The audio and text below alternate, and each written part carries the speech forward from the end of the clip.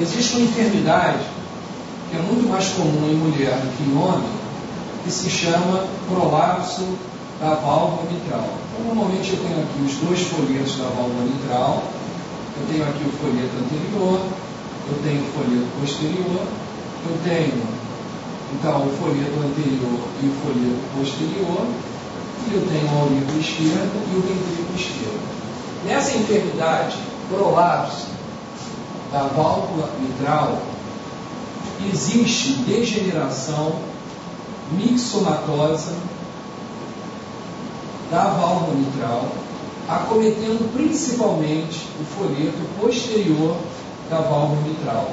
Então, o folheto posterior da válvula mitral, ele se encontra engrossado e apresenta uma degeneração mixomatosa. Quem é que prende o folheto da válvula mitral ao músculo papilar? Quem prende o folheto da válvula ao músculo papilar são as chamadas cordoalhas tendíneas. Essas cordoalhas tendíneas, na síndrome do prolapso da válvula mitral, também apresentam espessamento. Só que esse espessamento, em vez de tornar essas cordoalhas mais fortes, torna essas cordoalhas mais frágeis. Elas têm maior tendência a romper. E se elas se romperem, o que acontece? Vai regurgitar sangue para o aurículo esquerdo. Tanto isso é verdade, que se cai numa prova, qual a causa mais frequente de insuficiência mitral grave após os 50 anos, a resposta é exatamente o prolapso da válvula mitral. Então, o prolapso da válvula mitral é a causa mais frequente de insuficiência mitral grave após os 50 anos, porque com a ruptura dessas cordoalhas, o sangue regurgita para a aurícula esquerda. Esses pacientes, quando o coração contrai, essas cordoalhas vão vibrar de maneira diferente.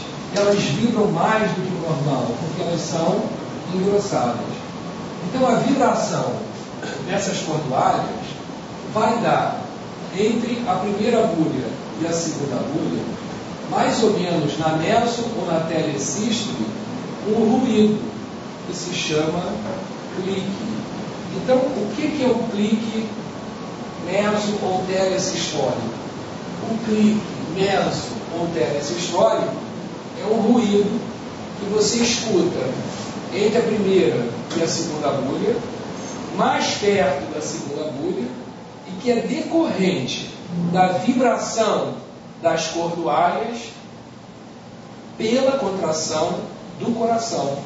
O coração contrai, faz vibrar essas cordoalhas, faz vibrar as cordoalhas.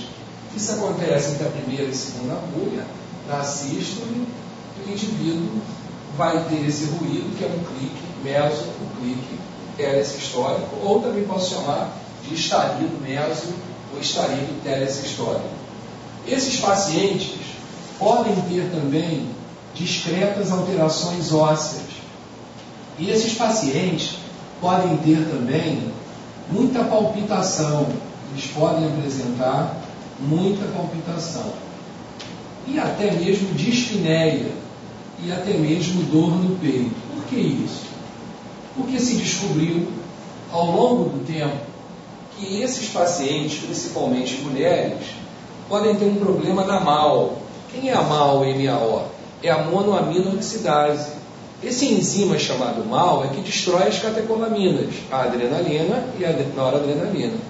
Ora, se eles têm menos MAO no cérebro, eles vão ter mais adrenalina e mais noradrenalina circulante. Então eles vão ter mais taquicardia, e isso é que dá palpitação.